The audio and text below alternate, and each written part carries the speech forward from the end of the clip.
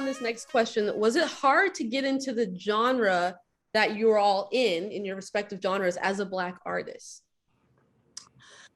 This is a great question, because I think as Black artists, a lot of outsiders pick us as being one-dimensional. And I say that to say, someone would look at me and be like, it's R&B, and it's definitely not just R&B. Or because a lot of people might see me doing some maybe rock influence, and they'll be like, oh, you're rock. Not necessarily. It's a gumbo pot of a lot of influences that I have. So the one-dimensionalness about us as a people, as Black artists, that's kind of sometimes my frustration, because it's a lot now. I mean, social media and the way of the world now has allowed us to have access to millions of artists, right? Yeah. And so you have to think of, like, Terrence Trent D'Arby was doing this stuff way before. Like, when you see these artists, you're like, oh my God, this is such a new sound. And it's thinking like, nah, we've been doing this, but now you think of us as this whole commodity, or like, I don't know. Yeah, that's a great question. So I'm gonna pass it on. Yeah, Melina, what do you think?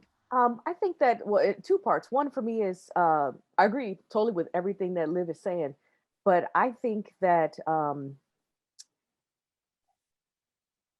in the beginning, I always look at it like this. I always say we all have the access to the same notes, the same scale, same progressions.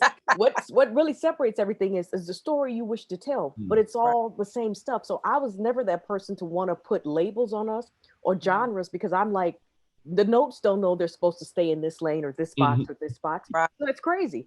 But for me, obviously, that's the artistic side of it. But then when you start to think of the business sometimes what they do is they look at you, like Liv said, and they say, for me in the beginning, they would say, oh, Melina, please put the guitar down, because Black women just don't play electric guitar like that. That's not you, just sing and dance. And I said, but I like to play guitar. So then it was like I would constantly have to fight.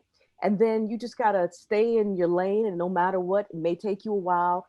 And I started, and I've been, that was what inspired me to start my own label, because I figured I would need my own money, my own label, because I see the vision for myself, and I knew that eventually one day the world would see it too. Yes. Yeah, absolutely. Shabuzi, what about you? Was it hard to get into the genre as a Black artist? Oh man, that's such a loaded question. I was lucky enough to come and be born in a time where people have been super accepting.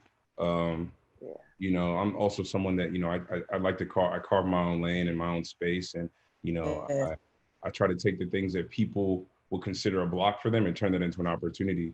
I'm in it to make history too. So, I don't want to be the 100th, white man to do something, you know what I mean? Like, I want to be, you know what I mean? I feel like I could be the first of many of something new. So it's been pretty accepting. I'm very blessed to just be around people that, really love what I do and just want to make good music. So that being said, it's actually, I'm very blessed.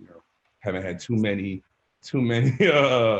crazy stories, but it's been amazing so far. And that's wonderful. And that's why we're doing this theme of diversity, because yes, we're Black. We all identify as Black, but we're individuals at the same time. We're not all the same. We don't all have the same exact experiences, where some people face issues trying to get into something, and other people are like, actually, it was pretty easy for me. And that's so important, because they just see it like, you're Black, so you've done all of these things. You relate to this person in Chicago or this. I'm like, well, to a degree, but also not really. Right. To say this too, when you talk about, but I think also, and then the other side of it is when you start talking the business aspect, when we start talking making money, then you start to realize there are levels to this game.